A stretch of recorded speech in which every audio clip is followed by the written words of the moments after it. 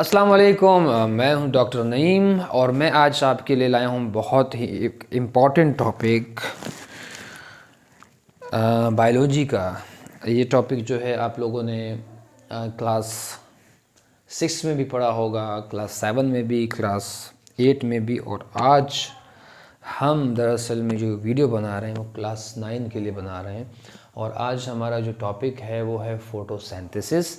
ये bio energetic chapter में से है बायोलॉजी के, और हम आज बात करेंगे फोटोसिंथेसिस के ऊपर। ठीक है जी। और फोटोसिंथेसिस के अंदर आपको जैसे पता है कि फोटोसिंथेसिस को अगर हम डिटेल से पढ़ेंगे तो उसमें दो उसके टाइप होते हैं, that is light reaction and light independent reaction. तो हम ज़्यादा डिटेल से लाइट रिएक्शन के ऊपर बात करेंगे।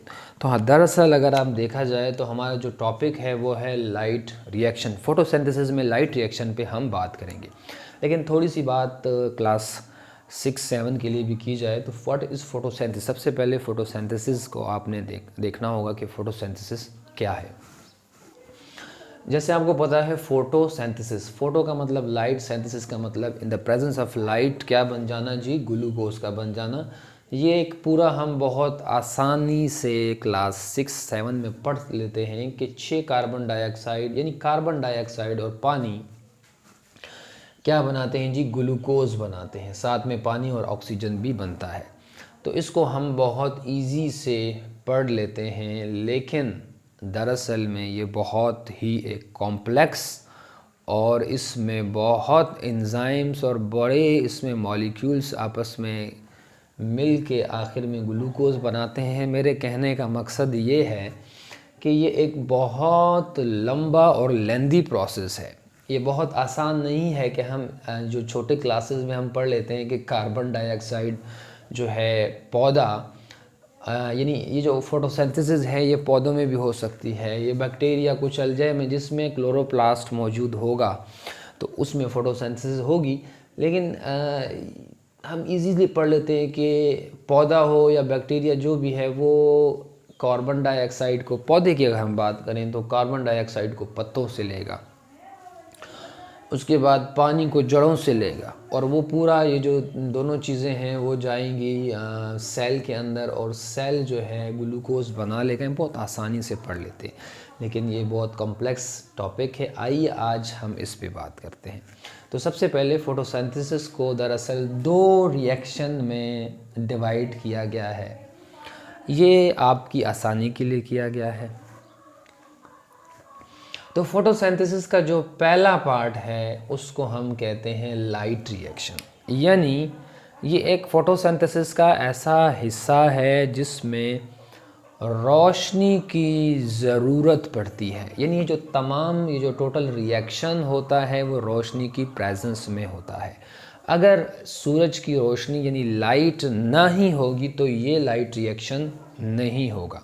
अच्छा जी, ये लाइट रिएक्शन, इसीलिए इस रिएक्शन का नाम भी लाइट रिएक्शन है। और इस लाइट रिएक्शन में दरअसल में 2 चीज़ें बनती है, ATP बनते हैं और NADPH2 बनते हैं। फोटोसिंथेसिस फिर से रिपीट करता हूँ, फोटोसिंथेसिस में 2 रिएक्शन होते हैं। Number 1 is light reaction, number 2 is light independent reaction. तो हमने इसको 2 में तकसीम करना है, डिवाइड करना है। जो पहले वाला है that is light reaction. Light reaction में क्या होता है, सूरज की रोशनी की ज़रूरत पड़ती है, जहाँ पे हमें ATP और NADPH2 बनाने पड़ते हैं। उसके बाद फोटोसिंथेसिस का दूसरा एक पार्ट है जिसको हम लाइट इंडिपेंडेंट रिएक्शन कहते हैं। अच्छा, इस रिएक्शन में क्या होता है जी, इस पार्ट में, इस हिस्से में रोशनी की ज़रूरत नहीं पड़ती। यानी जो लाइट रिएक्शन में ATP और NADPH जो बने थे ये आपके एनर्जाइज मॉलिक्यूल्स हैं। ये ऐसे मॉलिक्यूल्स हैं जिसमें एनर्जी है। NADPH भी, ये को कहते हैं ATP एडिनोसिन ट्राइफॉस्फेट, और NADPH nicotine amide adenine di nucleotide phosphate. ठीक है जी। तो ये 2 चीज़ें बनती हैं इनके पास, इन मॉलिक्यूल्स के पास। यही आप इस तरह भी कह सकते हैं कि प्लांट की बॉडी हो या फिर एनिमल्स की बॉडी हो, वो क्या करते हैं जी, ये जो भी एनर्जी स्टोर करते हैं, इजाफी एनर्जी, जैसे हमारे घरों में आप देखते हैं हम सोलर प्लेट के ज़रिए तवानाई को इस्तेमाल करते हैं, लेकिन जब सूरज की रोशनी चली जाती है तो हम लोग उस सूरज की रोशनी को बैटरीज़ में स्टोर कर लेते हैं एज अ केमिकल एनर्जी के तौर पे, फिर रात को हम लोग उसको इस्तेमाल करते हैं। इसी तरीके से जो पौधा है या एनिमल्स होते हैं वो भी एनर्जी को एटीपी के फॉर्म में स्टोर करते हैं। एटीपी को हम कह सकते हैं करेंसी ऑफ एनर्जी। एटीपी और एनएडीपीएच जो है इसको हम करेंसी ऑफ एनर्जी कह सकते हैं कि जब भी हमारी बॉडी को एनर्जी की ज़रूरत होगी तो वो एटीपी और एनएडीपीएच को इस्तेमाल करके कोई भी काम कर सकता है। तो लाइट रिएक्शन जी एटीपी और एनएडीपीएच इसमें बनेंगे, और लाइट इंडिपेंडेंट रिएक्शन में आपके क्या बनेंगे जी, ग्लूकोज बनेगा, H2O बनेगा एंड O2 बनेगा। तो आपको ये बात समझ में आ चुकी होगी कि दरअसल फ़ोटोसिंथेसिस में 2 पार्ट पे मुश्तमिल होता है। ये बहुत आसान नहीं है, बहुत मुश्किल है।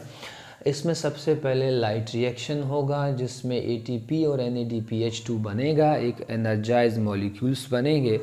फिर यही जो एनर्जाइज मॉलिक्यूल्स हैं वो इसके दूसरे पार्ट में इस्तेमाल होंगे जिसको हम लाइट इंडिपेंडेंट रिएक्शन कहते हैं। इसका मतलब ये हुआ कि इसमें लाइट इस्तेमाल नहीं होगी। इसमें क्या इस्तेमाल होगा, जो लाइट रिएक्शन में एटीपी और NADPH बने थे वो इसमें इस्तेमाल होंगे। और इसमें बनेंगे क्या जी, इसमें ग्लूकोज बनेगा, पानी का मॉलिक्यूल बनेगा और ऑक्सीजन बनेगा। इसके फिर 2-3 नाम हैं। लाइट इंडिपेंडेंट रिएक्शन को हम कैल्विन साइकिल भी कहते हैं, कैल्विन बेंजीन साइकिल भी कहते हैं, क्योंकि इसको डिस्कवर करने वाला कैल्विन बेंजीन था। उसके बाद इसको C3 साइकिल भी कहते हैं। क्यों कहते हैं जी, क्योंकि इसमें C3 कार्बन वाले कंपाउंड्स होते हैं। लेकिन हम आज इस पे ज़्यादा डिस्कस नहीं करेंगे, हम लाइट रिएक्शन पे आज डिस्कस करेंगे। फोटोसिंथेसिस का जो लाइट रिएक्शन है that is the first part, जिसमें क्या बनता है, इसका जो नक्शा है वो मैंने आपको पहले से बता दिया है कि दरअसल लाइट रिएक्शन में क्या होता है जी, लाइट रिएक्शन में होता है हमारे पास जो एंड प्रोडक्ट बनेंगे वो हमारे पास ATP बनेगा और NADPH2 बनेंगे, और यहाँ पे आपका लाइट रिएक्शन जो है वो ख़त्म हो जाएगा। तो आइए स्टार्ट करते हैं कि ये लाइट रिएक्शन दरअसल में पौधे के किस जगह में होता है। अच्छा जी, तो अब शुरू करते हैं जी लाइट रिएक्शन। जैसे आपको पता है कि लाइट रिएक्शन का मतलब इसके नाम से ज़ाहिर है कि इस रिएक्शन में क्या होता है, इसमें रोशनी की ज़रूरत पड़ती है। तो ये लाइट रिएक्शन जी कहाँ पे होता है, हम अगर ब्रॉडली कहें तो ये क्लोरोप्लास्ट में होता है। अब ये क्लोरोप्लास्ट जो है आप वेरी फेमिलर हैं इसके साथ कि ये प्लांट के उन हिस्सों में होता है जहाँ आपको वो ग्रीन नज़र आते हैं। यानी प्लांट का स्ट्रक्चर आप जब देखेंगे, प्लांट को जब आप देखेंगे तो आपको ग्रीन नज़र आएगा। तो जहाँ जहाँ आपको ग्रीनरी नज़र आ रही है प्लांट के अंदर, प्लांट के हिस्सों में, तो समझें कि उसमें क्लोरोप्लास्ट मौजूद है। ये मैंने आपके लिए क्लोरोप्लास्ट का एक स्ट्रक्चर, वैसे तो क्लोरोप्लास्ट का स्ट्रक्चर बहुत कॉम्प्लेक्स स्ट्रक्चर है, लेकिन जहाँ हमें आपको समझाने के लिए जो भी चीज़ें रिक्वायर थी वो मैंने आपको यहाँ पे बना के मतलब जो आपके काम की चीज़ें हैं वो मैंने बनाई है। वैसे तो इसका स्ट्रक्चर बहुत कॉम्प्लेक्स है, इसको आप लोग प्रीवियस चैप्टर में पढ़ चुके हैं। तो ये जो क्लोरोप्लास्ट होता है ये तो आपके प्लांट्स, बैक्टीरिया, अलजी में हो सकता है, लेकिन हम ज़्यादातर प्लांट्स की बात करेंगे क्योंकि प्लांट्स पे बात करना आसान है। तो जी क्लोरोप्लास्ट का स्ट्रक्चर आपके सामने मैंने बनाया हुआ है। आपको पता है क्लोरोप्लास्ट के अंदर यहाँ पे आपको सिक्कों, आप जब इसके अंदर देखेंगे तो आपको सिक्कों का ढेर नज़र आएगा। ये मैंने आपके लिए इस तरह बनाया हुआ है, तो आपको सिक्कों का ढेर नज़र आएगा लाइक दिस वन। इस तरह के सिक्के सिक्के होंगे, थैले होंगे या सिक्के आप कह सकते हैं, जो एक दूसरे के ऊपर उन्होंने ढेर बनाया होगा जी। इस ढेर को अगर आपको याद होगा तो हम इस ढेर को ग्रैनम कहते हैं। क्या कहते हैं जी? इसको हम ग्रैनम कहते हैं जी, ग्रैनम। और ये ढेर बहुत सारे क्लोरोप्लास्ट में मौजूद होते हैं। अब ये जो ग्रैनम है उसका जो एक सिक्का है, ये जो सिक्के लाइक स्ट्रक्चर है, इसको हम कहते हैं थैलाक्वाइड। क्या कहते हैं जी? थैलाक्वाइड, KOID या COID, थैलाक्वाइड कहते हैं। तो यहाँ तक मुझे मेरा मकसद यहाँ तक आपको लाने का ये था कि आपको मैं बता सकूँ कि क्लोरोप्लास्ट के अंदर ये सिक्कों का जो ढेर ग्रैनम कहलाता है, इसका जो एक सिक्का है जिसको थैलाक्वाइड कहते हैं, दरअसल इस थैलाक्वाइड में ये टोटल लाइट रिएक्शन चलता है। फोटोसिंथेसिस का जो लाइट डिपेंडेंट रिएक्शन है या लाइट रिएक्शन है वो थैलाक्वाइड में चलता है। यानी ये जो टोटल आपका लाइट रिएक्शन होगा क्लोरोप्लास्ट के थैलाक्वाइड में मौजूद होगा। अच्छा जी, अब अगर मैं इस थैलाक्वाइड के अंदर जाऊं, मतलब इस थैलाक्वाइड, जाहिर सी बात है थैलाक्वाइड है तो इसकी कोई मेम्ब्रेन भी होगी, जैसे सेल की मेम्ब्रेन होती है, जैसे न्यूक्लियस की मेम्ब्रेन होती है, इसी तरह इस थैलाक्वाइड की क्या होगी जी? मेम्ब्रेन भी होगी। तो इसकी जो थैलाक्वाइड की जो मेम्ब्रेन है, मेम्ब्रेन यहाँ पे मैं लिख देता हूँ थैलाक्वाइड की मेम्ब्रेन। इस थैलाक्वाइड की मेम्ब्रेन में अगर मैं इस थैलाक्वाइड को ज़रा बड़ा करके लिख दूँ, यहाँ पे मैं आपको थैलाक्वाइड को बड़ा करके लिख देता हूँ। ये थैलाक्वाइड मैंने एक निकाला, ग्रैनम से मैंने थैलाक्वाइड को यहाँ पर आपके लिए निकाल लिया। अब यहाँ पे इसकी जो मेम्ब्रेन होगी, इसमें कुछ इस तरह के यानी मॉलिक्यूल्स आपको नज़र आएंगे। ठीक है जी। उन मॉलिक्यूल्स चूँकि उनका काम थोड़ा सा डिफरेंट है, इसलिए हम उनको नाम देते हैं कुछ कलेक्शन ऑफ मॉलिक्यूल्स। यानी उसमें बहुत सारे कुछ पिगमेंट्स आपको नज़र आएंगे, यानी उसमें आपको क्लोरोफिल नज़र आएगा, जो आपको बहुत मशहूर है। आपको पता है कि इसकी जो मेम्ब्रेन होगी उसमें आपको क्लोरोफिल मौजूद होगा, जो लाइट को एब्जॉर्ब करने का काम करते हैं। हम कलेक्टिवली उसको, आपकी 9th की क्लास किताब में लिखा हुआ that is light harvesting complex. ठीक है जी। तो कुछ पिगमेंट आपको नज़र आएंगे, कुछ आपको इलेक्ट्रॉन को एक्सेप्ट करने वाले भी नज़र आएंगे, जो इलेक्ट्रॉन को एक्सेप्ट करेंगे। तो यहाँ पे अच्छा होगा कि हम इसको लिख दें कि एक पिगमेंट होंगे, एक जो होगा वो इलेक्ट्रॉन को एक्सेप्ट करेगा, और एक इलेक्ट्रॉन को एक्सेप्ट करके इलेक्ट्रॉन को ट्रांसफ़र भी करेगा नेक्स्ट। यानी यहाँ पे डिफरेंट टाइप ऑफ, अगर मैं कुछ पिगमेंट्स कह दूं और कुछ प्रोटीन्स कह दूं, ख़ास किस्म के प्रोटीन्स ख़ास किस्म के कह दूं कि वो यहाँ पे थैलाक्वाइड के मेम्ब्रेन में होंगे, तो हम उसको फोटो सिस्टम का नाम देंगे। क्या नाम देंगे जी? Photo system. क्या नाम देंगे जी? Photo system. मैं यहाँ पे लिख देता हूँ that is photo system, PHOTO, photo system, SYSTEM, photo system. तो यहाँ पे फ़ोटो सिस्टम जो हैं वो दो किस्म के हैं। एक को हम फ़ोटो सिस्टम 1 कहते हैं, एक को हम फ़ोटो सिस्टम 2 कहते हैं।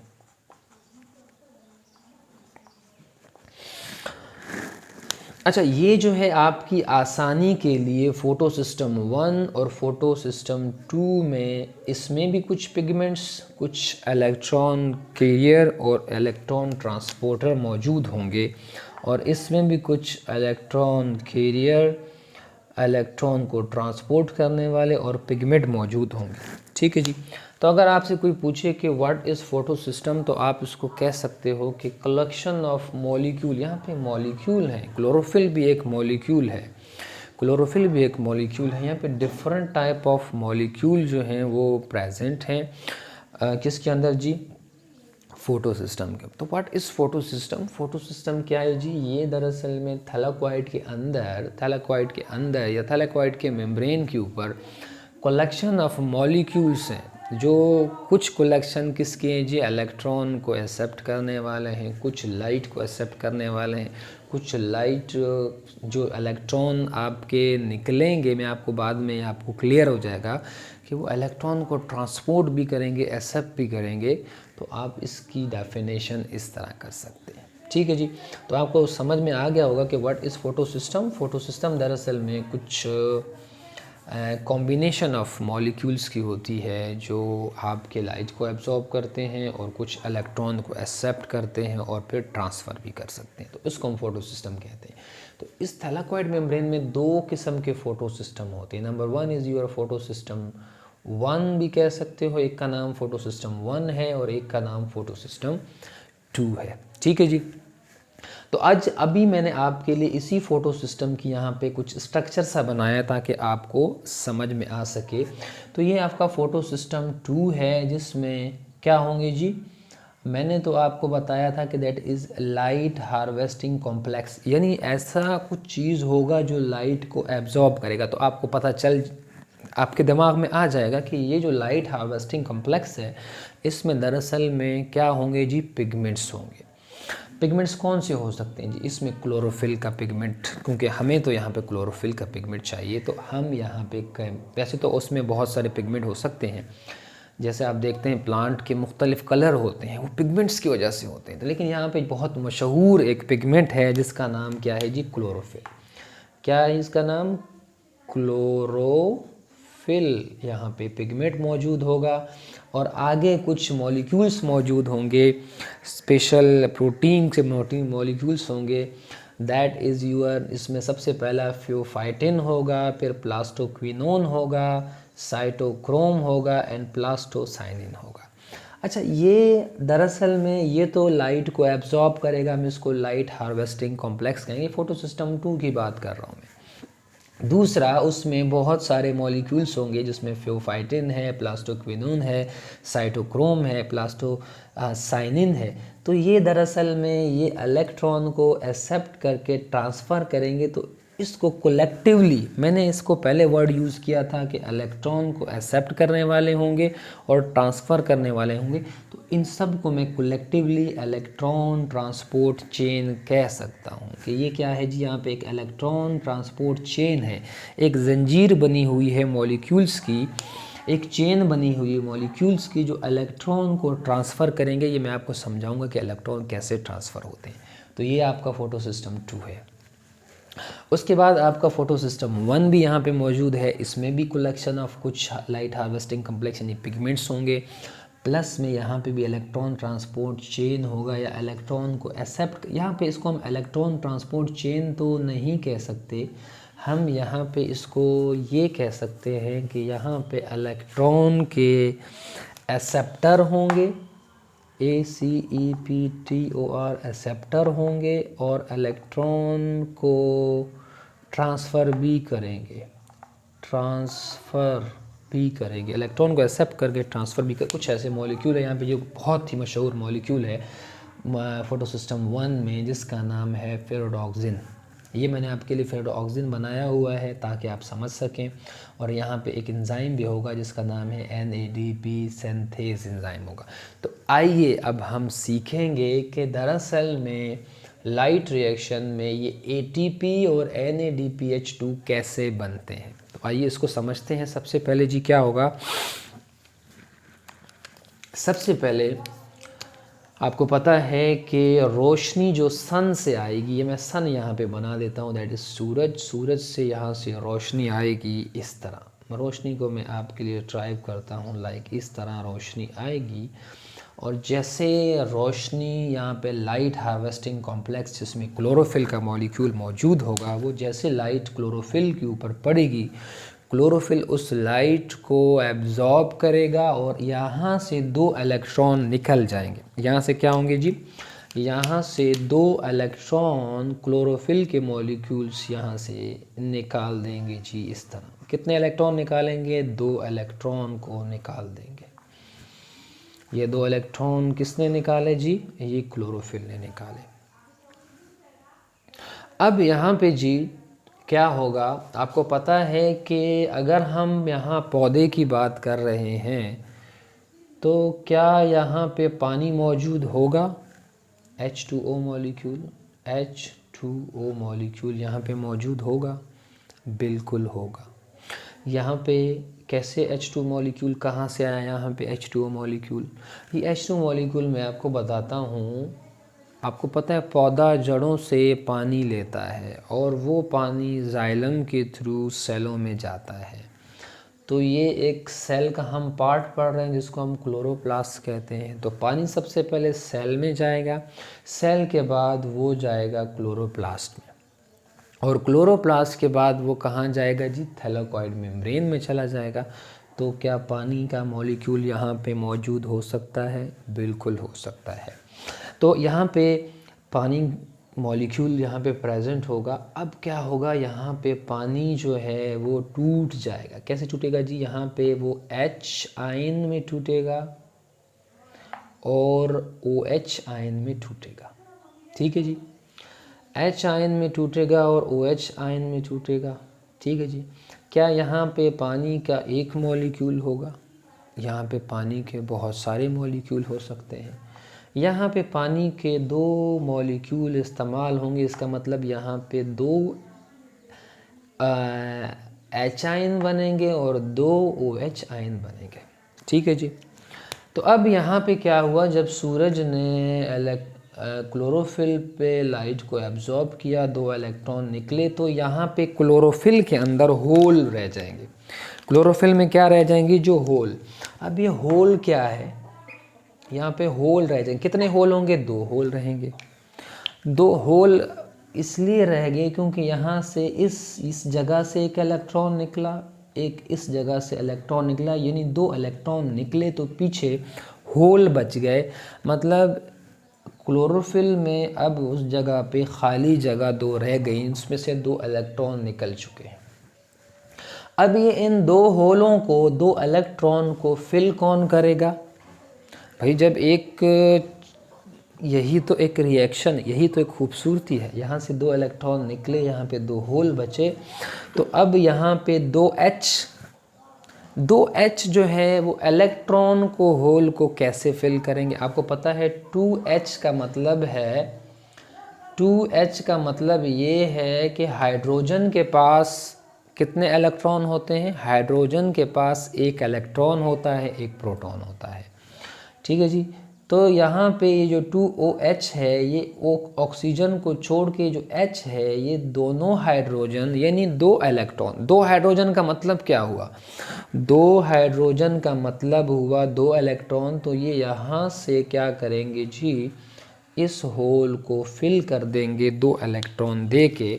तो अब ये होल क्या हो जाएंगे जी? ये 2 होल आपके फिल हो जाएंगे इलेक्ट्रॉन्स। तो पानी क्या कर रहा है?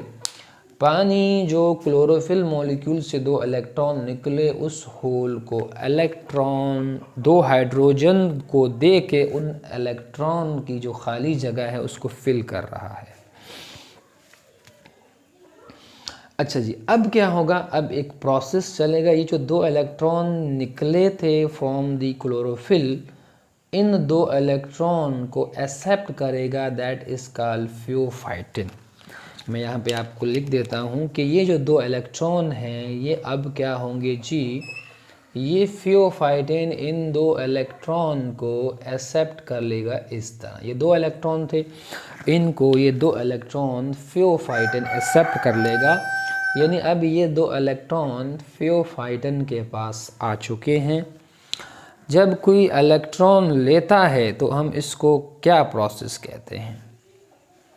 एक इलेक्ट्रॉन को अपनी बॉडी से रिमूव करता है, एक इलेक्ट्रॉन लेता है। इलेक्ट्रॉन लेने के अमल को हम क्या कहते हैं? रिडक्शन कहते हैं। तो ये क्या हो जाएगा जी? ये रिड्यूस हो जाएगा। ये क्या हो जाएगा? ये रिड्यूस हो जाएगा। और यहाँ पे क्लोरोफिल ने 2 इलेक्ट्रॉन दे दिए थे, 2 इलेक्ट्रॉन दे दिए, तो वो क्या ऑक्सीडाइज हो गया और ये रिड्यूस हो गया। ऑक्सीडेशन और रिडक्शन का प्रोसेस यहाँ पे चल रहा है।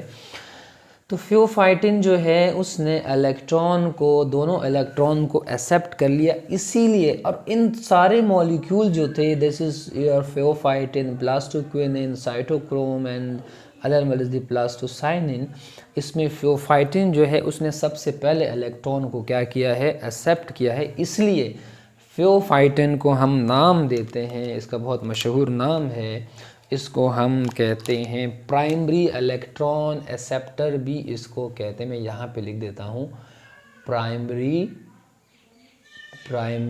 इलेक्ट्रॉन एक्सेप्टर, इसको प्राइमरी इलेक्ट्रॉन एक्सेप्टर भी कहते हैं। अच्छा जी, अब क्या होगा, यहाँ पे एक जो प्रोसेस है इसकी खूबसूरती को समझना है, ये बहुत ही खूबसूरत प्रोसेस है। अभी जो फियोफाइटिन ने इलेक्ट्रॉन को एक्सेप्ट किया, तो यहाँ पे एक आपने कॉन्सेप्ट ज़रा समझना है। आपने कॉन्सेप्ट ये समझना है, अगर ये जो फियोफाइटिन है, अब फियोफाइटिन के पास 2 इलेक्ट्रॉन आ गए, जो कि यहाँ पे 2 इलेक्ट्रॉन फियोफाइटिन के पास आ गए। अब उसके बाद क्या होगा, फियोफाइटिन जो है वो 2 इलेक्ट्रॉन को दे देगा। किस तरफ देगा, वो प्लास्टोक्विनिन को देगा, और प्लास्टोक्विनिन साइटोक्रोम को 2 इलेक्ट्रॉन देंगे, और साइटोक्रोम जो है वो प्लास्टोसाइनिन को इलेक्ट्रॉन देंगे। लेकिन यहाँ पे होगा क्या, यहाँ पे एक बहुत खूबसूरत प्रोसेस होगा। आपने देखा होगा कि अगर ये जो चेन है ये बहुत खूबसूरत तरीके से रखी गई, बहुत तरतीब से रखी गई है। इस फियोफाइटिन वाले जो इलेक्ट्रॉन्स होंगे, या फियोफाइटिन के पास बहुत ज़्यादा एनर्जी है, प्लास्टोक्विनिन के साथ उससे थोड़ी सी या बहुत कम एनर्जी है। उसके बाद साइटोक्रोम के पास उससे भी कम एनर्जी है, और प्लास्टोसाइनिन के पास उससे भी कम एनर्जी है। तो अब क्या होगा, जब 2 इलेक्ट्रॉन प्लास्टोक्विनिन के पास आएंगे, तो जब उससे निकलेंगे तो उस इलेक्ट्रॉन के पास एनर्जी बहुत ज़्यादा होगी, वो एनर्जी बहुत ज़्यादा होगी। फॉर एग्ज़ाम्पल मैं आपको मिसाल देता हूँ, अगर इन 2 इलेक्ट्रॉन की एनर्जी 100 है, 100 है, और इसके पास जो एनर्जी है इलेक्ट्रॉन को एक्सेप्ट करने वाली, दैट इज़ 50, तो आप मुझे ये बताएं कि 50 एनर्जी जो है वो कहाँ जाएगी। बिल्कुल, यानी अगर इसके पास, इलेक्ट्रॉन के पास 100 एनर्जी है, ये इलेक्ट्रॉन को अपने शेल में लेने के लिए 50 एनर्जी रिक्वायर है, तो क्या होगा, जो 50 एनर्जी होगी वो क्या हो जाएगी, वो यहाँ से जब इलेक्ट्रॉन निकलेगा, तो यहाँ से इलेक्ट्रॉन निकलेगा तो एनर्जी क्या हो जाएगी, रिलीज़ हो जाएगी। एनर्जी क्या हो जाएगी, यहाँ पे रिलीज़ हो जाएगी। तो यहाँ पे पहले से एडीपी का मॉलिक्यूल हमारे इस थैलाकॉइड में मौजूद होगा, और यहाँ पे ये जो आपका एडीपी होगा एक न्यूक्लियोटाइड है। हमारे बॉडी में बहुत सारे न्यूक्लियोटाइड पड़े हुए हैं, तो ये एडीपी कन्वर्ट हो जाएगा एटीपी के अंदर। एडीपी जो है उसके पास कम एनर्जी होती है, एटीपी के पास ज़्यादा एनर्जी होती है, तो एडीपी एडिनोसिन डाइफॉस्फेट कन्वर्ट हो जाएगा एडिनोसिन ट्राइफॉस्फेट में। ठीक है जी, एडीपी एटीपी में कन्वर्ट हो गई, यानी हमारे पास यहाँ पे एनर्जी करेंसी मिल गई हमें। यहाँ पे एक एनर्जी स्टोर हो गई हमारी बॉडी के अंदर, या प्लांट्स की बॉडी, हमारी बॉडी की बात नहीं हो रही, क्योंकि ये फोटोसिंथेसिस का अमल या तो प्लांट्स में होता है, या बैक्टीरिया, अलजे और कुछ डिफरेंट्स इनमें हो सकता है। तो यहाँ पे इस तरह हुआ। अब ये जो प्लास्टोक्विनिन के पास 2 इलेक्ट्रॉन आए हैं, 2 इलेक्ट्रॉन अब इधर से जब इधर आ गए हैं, तो अब इनकी जो एनर्जी है वो इससे कम है, ये कम एनर्जी।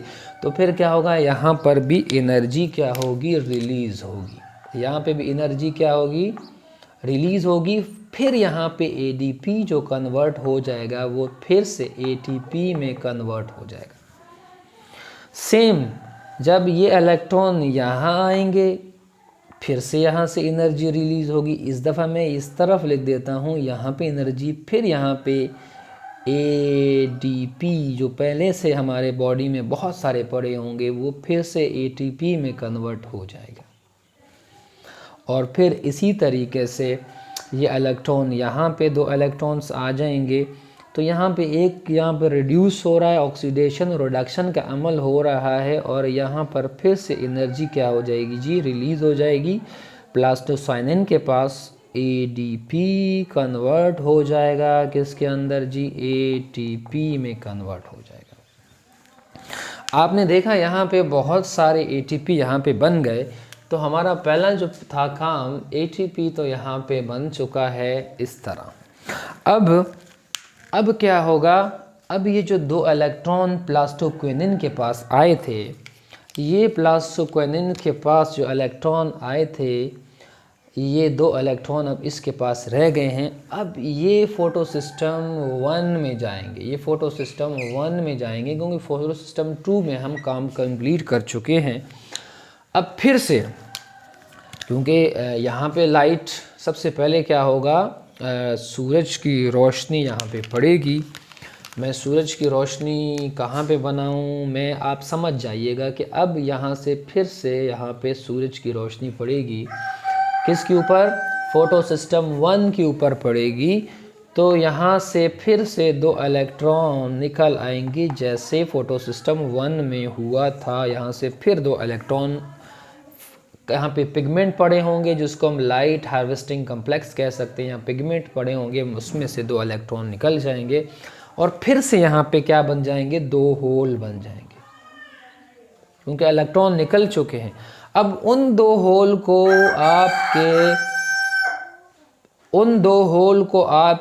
2 इलेक्ट्रॉन जो प्लास्टोसाइनिन के पास आए थे वो 2 इलेक्ट्रॉन के होल को फिल कर देंगे। वो 2 इलेक्ट्रॉन यहाँ पे आ गए और यहाँ पे 2 इलेक्ट्रॉन निकल गए। किससे निकल गए जी, वो तो लाइट ने निकाले थे और इसने इस होल को भर दिया है।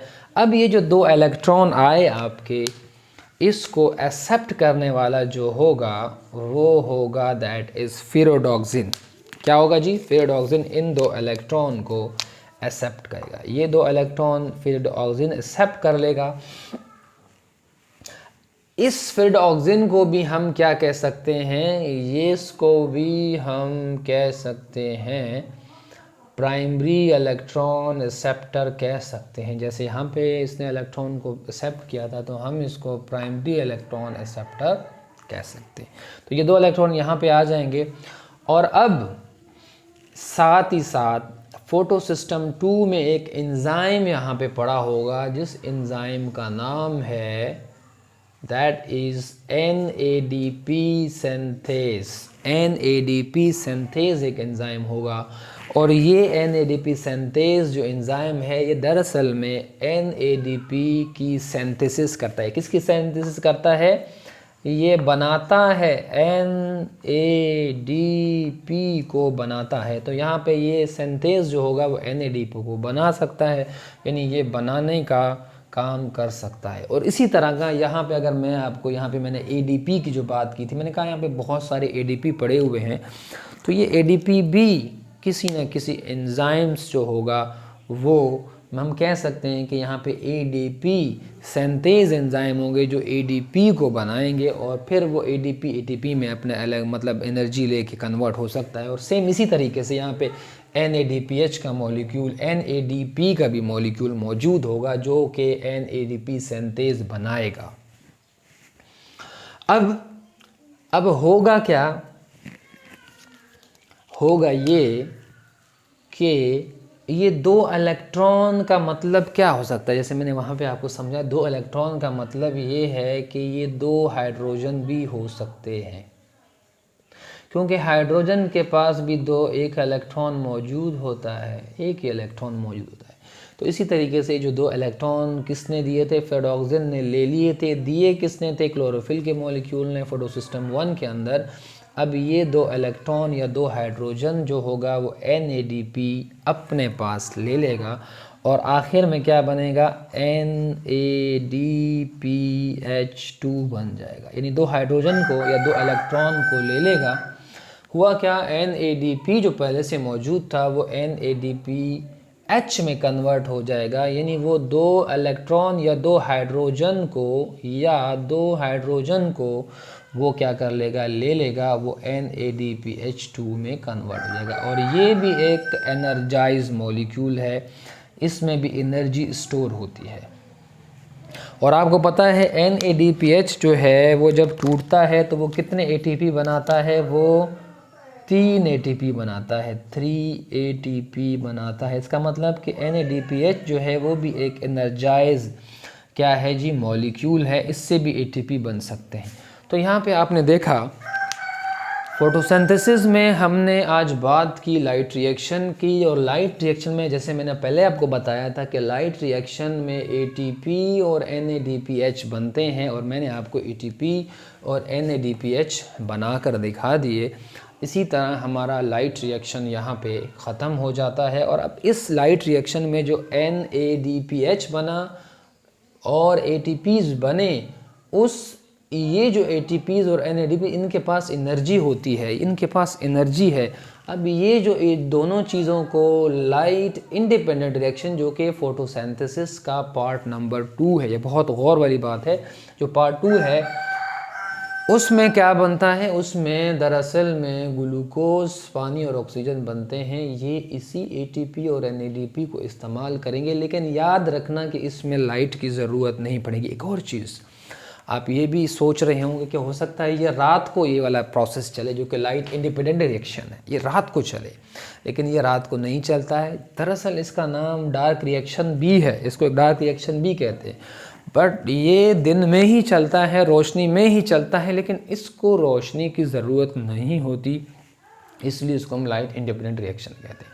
तो उम्मीद है कि आपको मेरा ये टॉपिक समझ में आया होगा। अगर आपको ये समझ में आया है तो इसको अपने दोस्तों के साथ ज़रूर शेयर कीजिएगा, और इसको सब मेरे चैनल को भी ज़रूर सब्सक्राइब्स भी कीजिएगा। आपका बहुत शुक्रिया। अस्सलाम वालेकुम।